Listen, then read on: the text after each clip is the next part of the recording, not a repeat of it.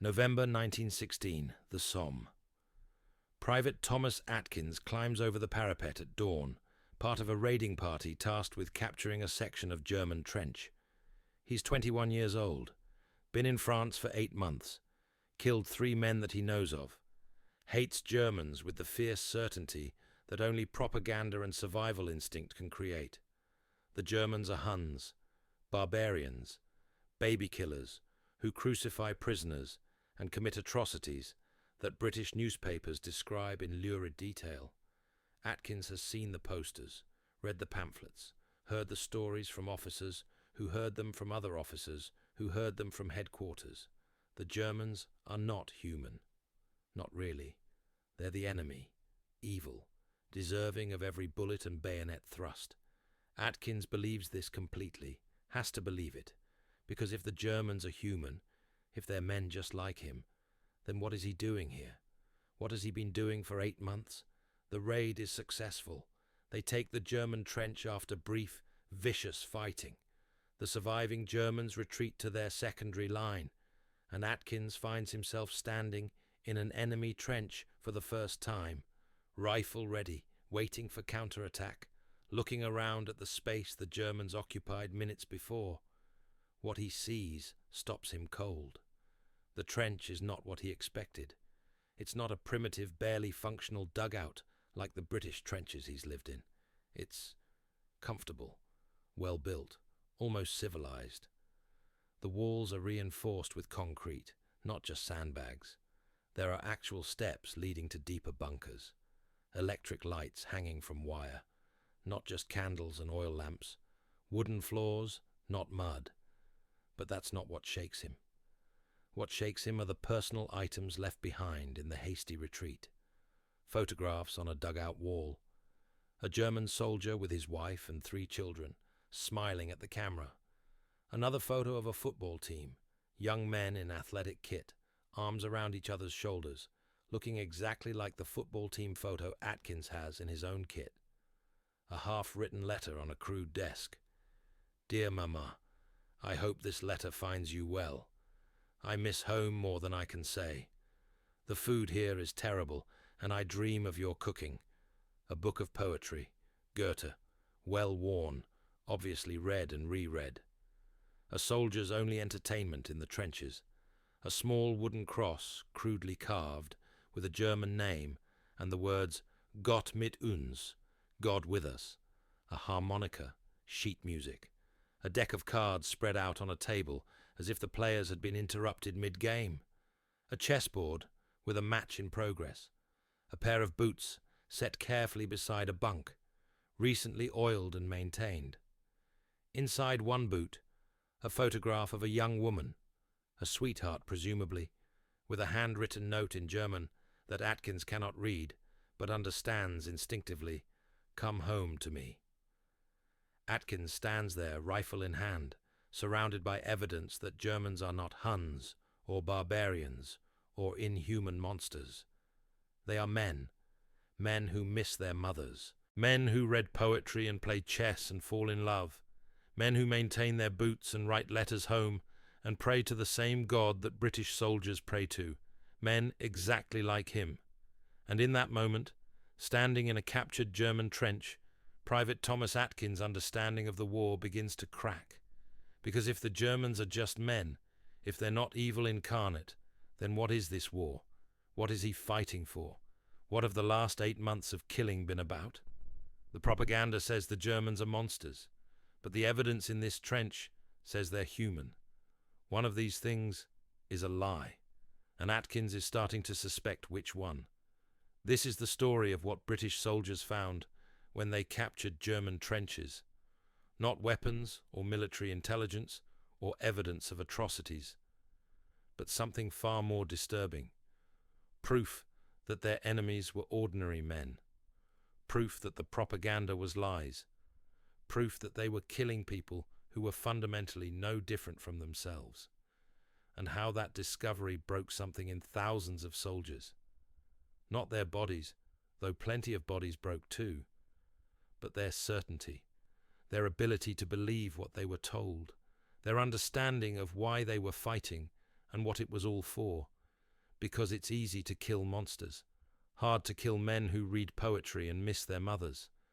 And once you've seen the truth, you cannot unsee it, cannot go back to the comfortable certainty that the enemy deserves death, cannot reconcile propaganda with reality, cannot continue killing without questioning everything. The British Army did not want soldiers questioning everything.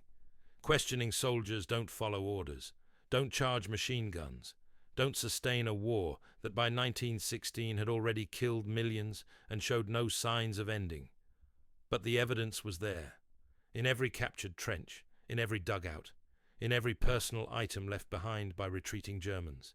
Physical proof that propaganda was lies and the enemy was human. And thousands of British soldiers saw that proof and were changed by it, and carried that change for the rest of their lives. This is their story. Thomas Atkins was not his real name. Tommy Atkins was British Army slang for the generic enlisted soldier, like G.I. Joe in American parlance. But there were thousands of real soldiers who had his experience, who captured German trenches and found evidence that shattered their understanding of the enemy. Let's talk about one real soldier. Private Robert Cude, 7th Battalion, East Kent Regiment, the Buffs. Working-class kid from London. Enlisted in 1915 at age 18. Shipped to France in 1916. Fought on the Somme. Cude kept a diary, which was technically against regulations, but which thousands of soldiers did anyway. In it, he documented his war experience with remarkable honesty, and in November 1916, he wrote about capturing a German dugout. The entry is matter-of-fact at first. Description of the attack, the fighting, the Germans, retreating. Then, we occupied their trenches, and I must say they were much better than ours. Concrete reinforcement, electric lighting from generators, deep bunkers that would survive any bombardment. They were living like kings compared to us, knee-deep in mud. But what struck me most were the personal effects. Photographs of families, letters from home, books, poetry, novels, even a Bible. One chap had a sketch of what must have been his home, a cottage in the countryside with a garden. Another had a pressed flower in a book of Schiller's poems. I found myself reading a letter, one of the lads translated it for me, from a German soldier's mother. She wrote about his younger sister's birthday party, about his father's work, about hoping he'd be home for Christmas. She ended with, "We pray for you every night. Come home safe to us." It could have been my mother's letter to me, word for word. The same hopes, the same fears, the same love. I sat there in that German dugout, surrounded by evidence that they're just men like us, and I felt something shift inside me. Not sympathy exactly. We're still fighting them. They're still trying to kill us. But certainty. I lost my certainty that they're evil, that they deserve to die, that this war makes sense. If they're just men, what the hell are we all doing here? That last question, what the hell are we all doing here, appears in countless soldiers' diaries and letters, British, French, German, eventually American. The men doing the fighting, once they actually met the enemy in person, once they saw evidence of the enemy's humanity, started asking questions that generals and politicians preferred they didn't ask. The propaganda had been intense and relentless. Since 1914, British civilians and soldiers had been fed a steady diet of anti-German messaging. The newspapers called Germans Huns, deliberately invoking barbaric warriors. Posters showed German soldiers bayoneting babies and assaulting women. Stories circulated about Germans crucifying Canadian soldiers, boiling down corpses for fat, mutilating prisoners. Some of these stories were based on real incidents. War brings out the worst in people, all people. But most were exaggerations or complete fabrications. They served a purpose, to make soldiers willing to kill and civilians willing to support a war that was consuming an entire generation. The propaganda worked. British soldiers arrived in France genuinely believing Germans were subhuman monsters. This belief was necessary, because killing another human being is psychologically difficult. Humans have a natural reluctance to kill their own kind. Military training throughout history has been about overcoming that reluctance. One effective method: dehumanize the enemy, make them other, make them evil, make them deserving of death. If Germans are Huns, barbarians, baby killers, then shooting them is not murder, but justice, necessary, even righteous. British soldiers arrived at the front with this mindset, and for a while it held. When you're being shelled by artillery or facing machine gun fire, it's easy to hate the people trying to kill you. When you see your friends blown apart or dying of gas, it's easy to want revenge. The enemy remains abstract: shells falling from distance, bullets from hidden positions, gas drifting across no man's land. But then you capture a trench, or participate in a raid, or go out into no man's land to retrieve wounded and encounter wounded Germans. And suddenly the enemy has a face, has personal belongings, has evidence of inner life, thoughts, feelings, relationships, humanity, and the propaganda starts to crack. Lieutenant Charles Carrington, Royal Warwickshire Regiment, wrote after the war about his first experience in a captured German trench. "We expected squalor. We'd been told they lived like animals. What we found was engineering and organization that put our trenches to shame. Their dugouts were 30 feet deep, safe from anything but a direct hit from the heaviest shells. Ours were barely 10 feet deep. They had electric lights, proper bunks, stoves, even wallpaper in some dugouts. More disturbing were the personal effects. I found a German officer's diary. My schoolboy German was just good enough to read it. He wrote about missing his fiancée, about hoping the war would end soon so they could marry, about his love of music. He'd been a pianist before the war, about his fear that he wouldn't survive, that he'd never see home again. I was 19 years old. I'd been prepared to kill this man without hesitation. I'd been told he was evil, barbaric, deserving of death. But his diary could have been my diary. His hopes were my hopes. His fears were my fears. I kept that diary, still have it today, 60 years later. I don't know why I kept it. Perhaps as evidence, perhaps as penance, perhaps as a reminder that war is not what they tell you it is, that the enemy is not what they tell you he is, that everything is more complicated than propaganda allows. This experience, capturing a trench and finding humanity, was widespread, happened thousands of times over 4 years, and each time it challenged the narrative soldiers had been given. The challenge was not just intellectual, it was moral and psychological, because once you recognize the enemy's humanity, you cannot kill without questioning, and questioning in war is dangerous. Soldiers who hesitate die. Soldiers who think too much about what they're doing can't function. So most soldiers developed a kind of double consciousness. They knew intellectually that Germans were humans, could see the evidence, but they maintained an emotional distance that allowed them to keep fighting. Compartmentalized. Didn't think too deeply about contradictions between propaganda and reality. But some couldn't maintain that distance.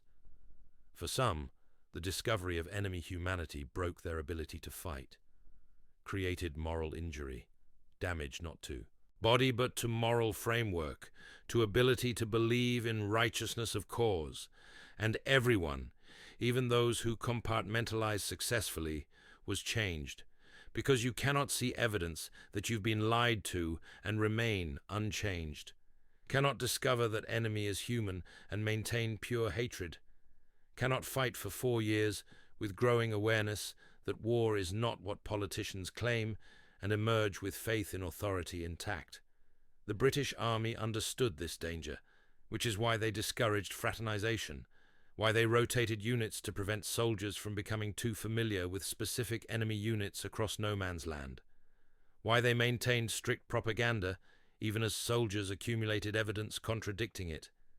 But they couldn't prevent soldiers from capturing trenches, couldn't prevent them from seeing German personal effects, couldn't erase the evidence, and slowly, soldier by soldier, the propaganda failed, Not publicly, not dramatically, but privately, in thousands of individual minds, the certainty cracked. The lies became visible, and soldiers began to understand that they were fighting not good versus evil, but men killing men, for reasons that increasingly made no sense. The items British soldiers found in German trenches fell into several categories. Each category challenged propaganda in specific ways. Personal photographs were the most common and most impactful. Germans, like British soldiers, carried photographs of loved ones, wives, children, parents, sweethearts. These photos were universally recognizable. A German family photo looked exactly like a British family photo. Same poses, same expressions, same love visible in faces and postures. Captain Sidney Rogerson, West Yorkshire Regiment, described finding a photograph in a German officer's pocket after a raid. He was dead. We were searching bodies for intelligence, maps, orders, anything useful. In his breast pocket I found a leather wallet. Inside was a photograph of a young woman holding an infant. On the back, in German, "Your son and I wait for your return. All my love, Greta." I stood there holding this photograph, looking at this dead man, and I thought, I've just made this woman a widow and this child fatherless. Not in abstract, not we killed enemy soldiers. Me, personally. I killed this man who was someone's husband and father. The propaganda never mentioned that Germans had families, had wives who loved them, had children who needed them. They were just Huns, abstract enemies. But here was proof. They were men, with families, with people who would grieve them. I should have felt satisfaction. We'd won the raid, killed Germans. That was victory. But I felt sick, because victory suddenly looked like widows and orphans, like destroying families, like creating the same grief the war was creating in Britain. I put the photograph back in his pocket. Couldn't bear to keep it. But I couldn't forget it either. Still can't. 50 years later. Letters from home were equally powerful. German soldiers received mail just like British soldiers did. Letters from mothers, wives, sweethearts, friends. These letters covered mundane topics: family news, local gossip, weather, food, daily life. They expressed love and worry. They asked soldiers to stay safe and come home. Private Frank Richards, Royal Welsh Fusiliers, wrote about finding German mail in a captured dugout. There was a bag of letters that had been distributed just before we attacked. Some of the lads could read German. We had a few who'd studied it in school. They read the letters out loud, translating. One was from a mother to her son. She wrote about his little sister learning to read, about the family dog dying, about how much they missed him. She ended, "Every night we pray for you. The house feels empty without you. Please come home safe." Another was from a sweetheart. "I wear your ring always. I dream of our wedding day. This terrible war must end soon, and you'll come home to me, and we'll be married and start our life together. I love you more than words can say." One of the lads, Welsh kid, couldn't have been more than 19, started crying. Said the letter from the mother could have been from his own mam. Same words, same feelings. We all went quiet, because he was right. The letters could have been our letters. The Germans were getting mail from home just like we were. Their families missed them just like ours missed us. Their sweethearts waited for them just like ours waited for us. The officers told us Germans were different, evil, not like us. But their letters said otherwise. Their letters said they were exactly like us, and if they were exactly like us, what were we doing killing them? Books were particularly troubling for educated soldiers. German dugouts often contained books, novels, poetry, philosophy, religious texts. These books revealed that Germans read the same authors British soldiers read, appreciated the same poetry, struggled with the same philosophical questions, sought comfort in the same religious traditions. Second Lieutenant Wilfred Owen, yes, the war poet, wrote to his mother about finding books in a German dugout. "We took their position at dawn. The dugout was remarkably well appointed. Electric lighting, proper bunks, a small stove, and on a shelf, books, German editions of Shakespeare's plays, Goethe, Schiller, a book of Rilke's poetry, a German Bible. I stood there reading Rilke, my German is adequate, and was struck by how beautiful the poetry was, how deeply felt, how human. These were not the words of Huns or barbarians. These were the words of a civilized, educated, deeply feeling people. The German soldier who owned these books could have been my friend in another life. We shared love of poetry, of beauty, of using words to make sense of existence. We could have sat together discussing literature. Instead, one of us will kill the other, because politicians and generals decided we're enemies. I've spent this war trying to capture in poetry the truth of what we're experiencing, trying to counter the lies told at home about glory and honor. But it's only since capturing German positions, since seeing evidence of their humanity, that I fully understand what a monstrous lie this all is.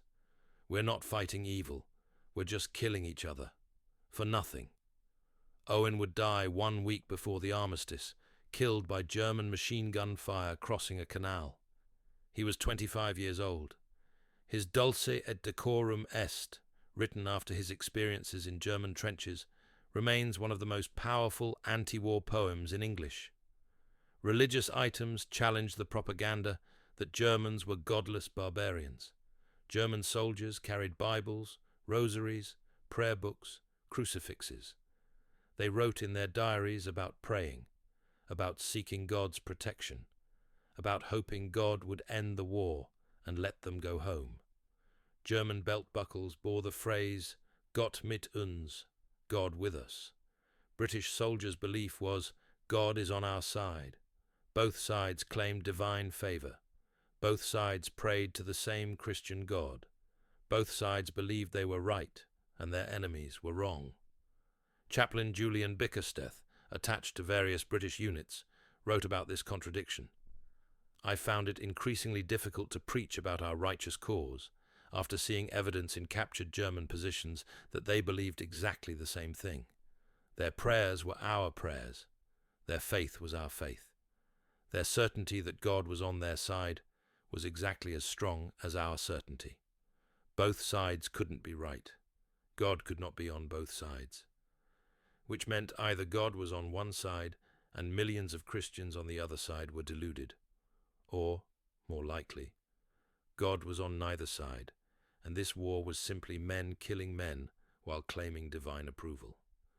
The evidence in German trenches suggested the latter. They were Christians like us, praying like us, seeking God like us, hoping for deliverance like us, not heathens or barbarians but believers, brothers in Christ, killing each other. I continued to hold services and offer soldiers comfort. That was my duty. But my private faith was shaken, because if we were killing our Christian brothers, if Germans were praying to our God even as we prayed for victory over them, then what were we doing? What was any of this for? Craft and artistry demonstrated that Germans were not brutish Huns, but skilled craftsmen and artists. Soldiers found carved wooden items, crosses, boxes, toys, drawings and paintings, musical instruments, evidence of creativity and beauty created in midst of horror. This contradicted propaganda that portrayed Germans as destructive barbarians who respected nothing. If they were barbarians, why were they carving delicate wooden boxes? Why were they painting watercolors? Why were they creating beauty in trenches? Lance Corporal Roland Mountfort, artist and soldier, wrote, I found in a German dugout the most exquisite carved wooden box I've ever seen. Intricate detail, flowers and vines. Must have taken dozens of hours to create. On the bottom, carved in German, for my beloved wife, Christmas 1915, until I return home. Hans. I'm an artist. I recognize skill when I see it. This was work of a trained craftsman, someone with patience and dedication and love of beauty, someone who spent his limited free time in hell creating something beautiful for someone he loved. I imagined Hans in this dugout, carving by candlelight between artillery barrages, creating beauty in midst of horror, pouring his love for his wife into this object that would survive, even if he didn't. The propaganda says Germans destroy beauty, that they're vandals and barbarians. But here was proof they create beauty, that they value it, that they're capable of love and dedication and artistry. I kept the box. I know I shouldn't have. It was meant for Hans's wife. But I couldn't bear to leave it. It's proof. Evidence that challenges everything we've been told. That Germans are human, are capable of beauty, are in fundamental ways like us. After the war, I tried to find Hans's wife, to return the box, never found her. For all I know, Hans died and she never received his gift. Just another small tragedy in a war of vast tragedies. But I kept it, still have it, still think about Hans, creating beauty in hell, loving his wife, probably dying in some attack or bombardment. Just a man, like me. The most disturbing items were those that mirrored exactly what British soldiers possessed. Same photographs, different families, same letters, different languages, same books, different editions, same prayers, different accents. This mirroring made the humanity impossible to deny. A German soldier's kit looked exactly like a British soldier's kit. Rifle, ammunition, gas mask, helmet, shovel, canteen, first aid kit, personal items. Different designs but same purposes, same needs. Both sides trying to survive, both sides missing home, both sides reading letters, looking at photographs, praying to God, hoping to live through one more day and maybe eventually go home. Sergeant Thomas Hope Bickerton described the similarity. After we'd secured the German trench, I sat down to catch my breath. Looked around. Could have been our trench, just better built. German soldiers' pack lying there, contents spilled out, looked exactly like my pack. Spare socks, tin of food, letters from home, photo of a girl, good luck charm, cigarettes, a book, same things I carried, same reasons, socks to keep feet dry, food to supplement rations, letters to remind him of home, photo to remind him what he was fighting for, or really, what he wanted to get back to. Lucky charm because we all needed luck. Cigarettes because they helped with stress. Book because sometimes you needed to escape into a story. We were the same. Exactly the same. Different uniforms, different languages, but same men doing same job, carrying same things, thinking same thoughts. Missing home. Wanting to survive. Hoping war would end. I'd killed Germans that morning. Would kill more tomorrow. But sitting in their trench, looking at their things, I couldn't hate them anymore. Couldn't see them as evil. They were just men, like me. On the other side, because that's where their country put them, not because they were monsters. Made the war harder. Because killing monsters is easy. Killing men like yourself is hard. This loss of hate was both profound and problematic. Profound because it was truth breaking through propaganda. Problematic because soldiers still had to fight. The British Army needed soldiers to hate Germans. Hate makes killing easier. Hate sustains morale. Hate prevents fraternization and maintains clear enemy-friend distinction necessary for military effectiveness. But evidence in German trenches undermined hate, replaced it with recognition, with understanding that might not make soldiers like Germans, but made it harder to dehumanize them, harder to kill without moral cost. Some soldiers managed this by compartmentalizing. In combat, Germans were the enemy, shoot or be shot. But in quiet moments, looking at captured trenches and German possessions, could acknowledge their humanity, could hold both truths. They're trying to kill me, so I must kill them first. And they're humans like me, so this is all terrible. Other soldiers couldn't compartmentalize. The recognition of enemy humanity broke their ability to fight. They didn't desert. That took courage they didn't have and risked execution. But they became less effective, hesitated, aimed poorly, developed psychological symptoms that got them evacuated to hospitals. The army called it shell shock or combat fatigue, but for some, it was moral injury, damage to the moral framework that allowed them to kill. Once you see the enemy as human, once you understand you're killing someone's son and husband and father, continuing to kill requires either suppressing that knowledge or bearing enormous moral weight. Most soldiers, being human, tried to suppress, tried not to think too deeply, focused on survival, on protecting their mates, on doing their duty, saved the questioning for later if they survived. But they couldn't unsee what they'd seen, couldn't erase the evidence. And slowly, over months and years of war, the propaganda crumbled in the minds of men doing the fighting. They might still fight. Duty, survival, loyalty to comrades demanded it, but they stopped believing the lies about why they were fighting. By 1918, British soldiers fought not because they believed Germans were evil, but because they'd started fighting and didn't know how to stop, because their friends were dead and stopping meant those deaths were for nothing, because going home required victory, or at least armistice, because orders were orders and disobedience meant prison or execution. But they didn't believe anymore. The evidence in German trenches had killed belief. The German soldiers, of course, experienced exactly the same thing. When they captured British trenches, they found the same evidence: photographs, letters, books, religious items, personal possessions that proved British soldiers were human too. German soldier Ernst Junger wrote in his war memoir, Storm of Steel, "We took a British trench and found it much as I imagine they found ours. Evidence of men living in terrible conditions, trying to maintain humanity in midst of industrialized slaughter. Photographs of families, letters from England speaking of ordinary life, a Bible with underlined passages about endurance and faith, a book of Tennyson's poems, dog-eared from repeated reading.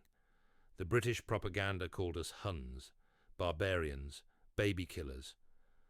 I imagine their soldiers believed it, as we believed our propaganda about British perfidy and French decadence. But standing in their trench, seeing their possessions, it was clear they were simply men like us. Different language, different king, but same humanity. This made the war no less brutal. They still tried to kill us and we them, but it made it senseless. We were not defending civilization against barbarians. We were just killing each other. For what? For territory that would change hands again in the next battle, for strategic objectives that meant nothing to us, for nations and empires and reasons that grew less convincing the longer the war continued. The evidence in captured trenches proved that this war was not about good versus evil.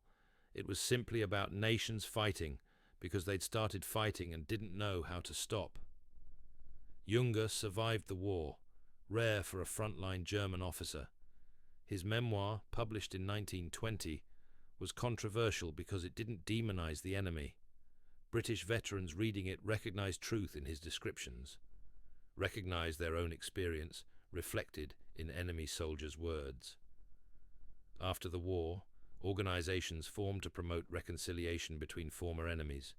Veterans from both sides met, shared experiences, confirmed what each had discovered during the war. They'd been killing each other not because either side was evil, but because propaganda and nationalism had convinced them they were enemies. One such meeting in the 1920s brought together British and German veterans at the Somme battlefield. They walked the old trenches together. German veterans showed British veterans where German positions had been. British veterans did the same.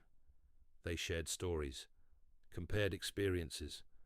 A British veteran, name unrecorded, told a German veteran about finding German family photographs in a dugout. The German veteran asked when and where. Dates matched, location matched. The British veteran had captured the German veteran's own dugout, had found his own photographs and letters.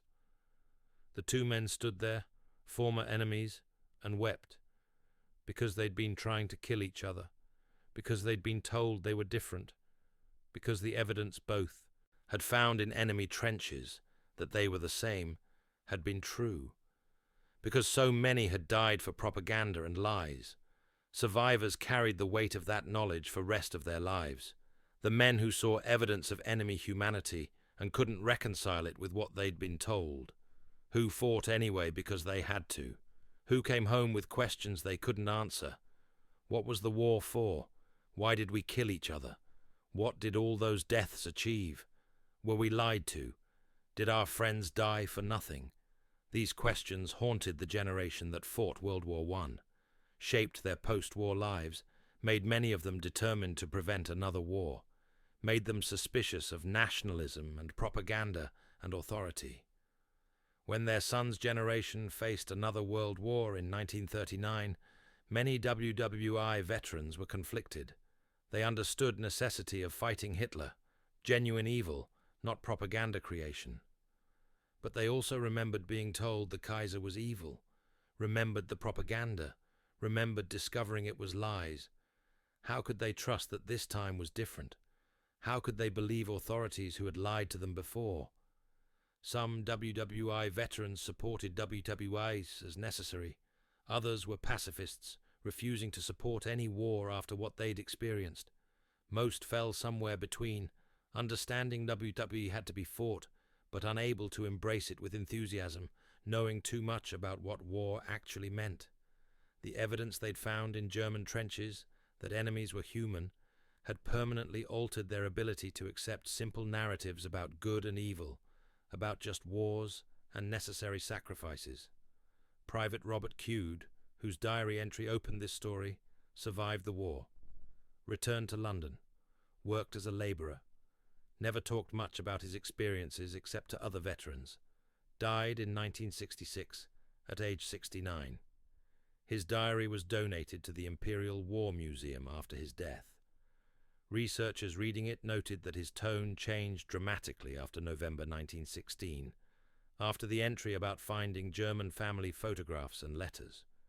Before that entry, he wrote with certainty.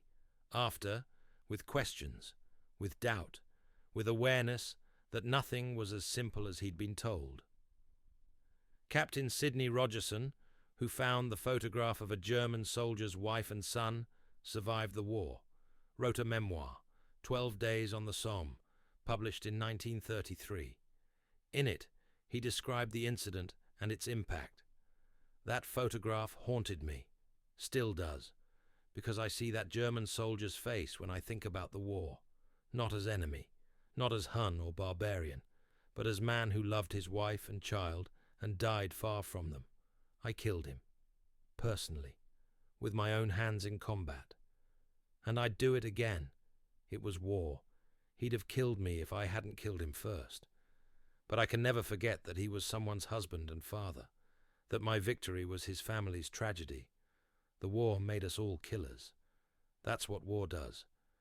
But finding evidence of our enemies' humanity, of their families and loves and hopes, meant we couldn't kill without knowing exactly what we were doing. Couldn't hide behind propaganda about evil Huns. Had to face that we were killing men, like us. This knowledge didn't stop the war, didn't prevent the killing, but it made it impossible to believe the war was righteous or the killing glorious, made it impossible to come home and celebrate, made it impossible to forget. We won the war. Britain and her allies won, but standing in German trenches, seeing evidence they were human, I learned that in war, everyone loses. The dead lose their lives. The survivors lose their certainty, their ability to believe in simple stories, their capacity for uncomplicated patriotism. I came home, a different man, not better or worse, just different, unable to accept easy answers, unable to hate on command, unable to trust authority that had lied to me about the nature of my enemy. That's what I found in German trenches. Not weapons or intelligence or evidence of evil, but proof that we'd been lied to, that our enemies were human, and that knowing this changed everything. Lieutenant Charles Carrington, who kept the German officer's diary, survived the war and became a historian, wrote extensively about WWI experience. In his works, he returned repeatedly to the theme of discovering enemy humanity. The supreme tragedy of the Great War was not the death toll, catastrophic as it was. It was that we killed each other knowing, or at least some of us knowing, that we were fundamentally the same. That German soldiers were not evil, but human. That they loved and feared and hoped, just as we did. That they were someone's sons and brothers and fathers. That killing them created the same grief in German families as British casualties created in ours. The evidence was everywhere, in every captured trench, in every German kit examined, in every letter translated, in every photograph found. They were us. Different uniforms, different side, but same humanity. We'd been told they were different, evil, deserving of death. But the evidence said otherwise. And once you've seen evidence contradicting propaganda, you cannot unsee it, cannot return to comfortable certainty, cannot kill without knowing precisely what you're doing and what it costs. Some soldiers never saw this evidence, fought at distance, never captured trenches, never encountered German possessions. They could maintain hatred and certainty, could believe propaganda, could think war was simple conflict between good and evil. But those of us who captured German positions, who saw their photographs and read their letters and recognized our own humanity reflected in their possessions, we lost that certainty, lost the ability to believe we were fighting pure evil, had to face that we were just killing men, for reasons that grew less clear the more evidence we accumulated. This made us, in some ways, less effective soldiers, harder to kill when you know you're killing someone's father. But it made us better humans, harder to hate, harder to accept simple propaganda, harder to believe authorities who tell you to kill for abstract causes. The lesson I took from German trenches was not military, but moral. Beware certainty, beware propaganda, beware anyone who tells you your enemies are evil and less than human. Because in my experience, having fought and killed the designated enemy, they were neither. They were just men. Like me, on different side of arbitrary line drawn by politics and history, and knowing that, really knowing it, makes it impossible to ever fight with uncomplicated enthusiasm again, makes it impossible to send the next generation to war without questioning, makes it impossible to accept that any cause justifies mass slaughter.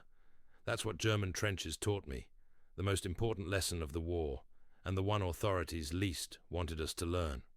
The British government and military, of course, understood the danger of soldiers discovering enemy humanity. This is why propaganda was so intense, why fraternization was strictly forbidden, why the Christmas truce of 1914, when British and German soldiers spontaneously met in no man's land, exchanged gifts, played football, was never officially allowed to happen again. Because fraternization, because recognition of enemy humanity, undermined the hatred necessary to sustain war, made soldiers question, made them hesitate, made them see enemy as human rather than target. But the government couldn't prevent soldiers from capturing trenches, couldn't prevent them from finding German possessions, couldn't erase the evidence. So they did the next best thing. They minimized it, discouraged soldiers from keeping souvenirs, especially personal items like photographs or letters, maintained propaganda at home that Germans were barbaric, censored letters that might reveal to British civilians that German soldiers were ordinary men. And it worked, mostly. British civilians never understood what soldiers were experiencing, never saw the evidence in German trenches, never questioned the propaganda because they never encountered contrary information. This created a divide between soldiers who'd been to the front and civilians who hadn't. Soldiers couldn't explain to civilians what they'd learned because civilians didn't have context to understand. How do you explain to someone who's never captured an enemy position that finding a German family photograph made you question the entire war? So soldiers stayed silent, kept their knowledge to themselves, shared it only with other veterans who'd had similar experiences, and civilians continued believing propaganda about evil Huns and righteous British cause. This divide persisted after the war. Veterans knew the truth, that enemies had been human, that propaganda had been lies, that war had been waste and tragedy rather than glory and heroism. But they couldn't communicate this to people who'd never experienced it. The anti-war literature that emerged in late 1920s and 1930s remarks All Quiet on the Western Front, Graves's Goodbye to All That, Sassoon's poetry, Owen's poetry was veterans' attempt to convey truth, to tell civilians what they'd learned, to expose the lies. These works were controversial. Many civilians, especially those who'd lost loved ones, didn't want to hear that the war had been senseless waste, wanted to believe deaths had meaning, that sons and husbands and fathers had died for righteous cause, not for lies and propaganda. But veterans who'd captured German trenches, who'd found evidence of enemy humanity, knew better. They'd seen the truth, and they spent rest of their lives trying to ensure next generation wouldn't be similarly deceived. When World War II came, these veterans' children and grandchildren fought, and the veterans told them, the enemy is human. You may have to kill them. War is war, but never forget they're human. Never believe propaganda that says otherwise. Never let anyone convince you that mass slaughter is glorious or righteous or anything other than tragedy. Some listened, some didn't. War continued, but the knowledge persisted. The evidence found in German trenches that enemies are human became part of veterans' wisdom, passed down through generations. Today, over a century later, we have different wars, different enemies, different propaganda, but the lesson remains relevant. Beware certainty. Beware propaganda that dehumanizes. Beware anyone who tells you your enemies are evil and less than human. Because soldiers who capture enemy positions, who see enemy possessions, who encounter evidence of enemy humanity, they learn what British soldiers learned in German trenches during World War I. The enemy is human. Propaganda is lies. War is tragedy, not glory. And once you've seen the truth, you cannot unsee it. Can never again accept simple stories about good and evil. Can never again kill without knowing precisely what you're doing. That's what British soldiers found in German trenches. Not weapons or military secrets or evidence of atrocities, but proof that they'd been lied to, that their enemies were men just like them, and that this knowledge changed everything. Private Thomas Atkins, standing in a captured German trench in November 1916, looking at photographs and letters and books and crosses, asked himself, "What the hell are we all doing here?" He never found a satisfactory answer. Neither did thousands of others who had the same experience. Because there was no satisfactory answer, just propaganda and lies and nations fighting because they'd started fighting. The men who died, British and German, died for nothing. The men who survived carried that knowledge for the rest of their lives. And the evidence they found in enemy trenches, photographs, letters, books, crosses, proof of humanity, was testament to the fundamental tragedy. We're capable of recognizing each other's humanity, of seeing that enemies are just people, of understanding that we're all fundamentally the same, and yet we kill each other anyway, because propaganda works, because nationalism works, because authority demands obedience, because we're told to fight and most people follow orders. But the evidence remains, in archives and museums, in veterans' memoirs and letters, in photographs of captured trenches showing German soldiers' possessions, physical proof that World War I was not a conflict between good and evil, but between humans who were told they were enemies. Remember this. Remember what British soldiers found in German trenches. Remember that propaganda is lies. Remember that enemies are human. Remember so that the next time authorities tell you to hate, to fight, to kill, you question. You demand evidence. You refuse to accept that dehumanization that makes killing easy and war sustainable. Remember Private Robert Cude, reading translated German letters and recognizing his mother's words. Remember Captain Sidney Rogerson finding a photograph of a German soldier's wife and child. Remember Lieutenant Charles Carrington reading a German officer's diary and seeing himself reflected. Remember that they were told to kill monsters, and they discovered they were killing men. Remember that the line between enemy and brother is arbitrary, drawn by politics and borders and history, not by fundamental difference in humanity. Remember that we are all capable of recognizing this truth. And remember that recognizing it doesn't prevent war. Humans keep fighting despite knowing better. But it makes war harder to justify, harder to celebrate, harder to accept as inevitable or righteous. The British soldiers who captured German trenches and found evidence of enemy humanity gave us a gift. Testimony that propaganda is lies and enemies are human. Their journals and letters and memoirs preserve that testimony. We owe them the respect of remembering, of learning from their experience, of refusing to accept the same lies in our time, because the lesson is universal and timeless. Question authority that demands hatred.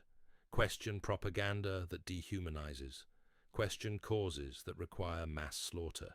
And remember that in every war, on both sides, there are men with photographs of loved ones, with letters from home, with books and prayers and hopes and fears. Men who are fundamentally like us. Men who are someone's son and brother and father. Men who are human, just like us. That's what British soldiers found in German trenches. And once seen, that truth cannot be unseen. Remember it. Honor it. Let it make you skeptical of the next propaganda campaign, the next call to hatred, the next demand that you dehumanize enemies and accept that killing them is righteous. Because it's not. It's just killing. And the evidence is everywhere, if we're willing to see it. Thank you for listening to this story, for bearing witness to this truth that soldiers learned at such terrible cost, for remembering that enemies are human and propaganda is lies. Remember them. Remember what they found. Remember what it taught them, and carry that knowledge forward, so that their suffering might have meaning, so that their hard-won truth might prevent future generations from being similarly deceived. Remember,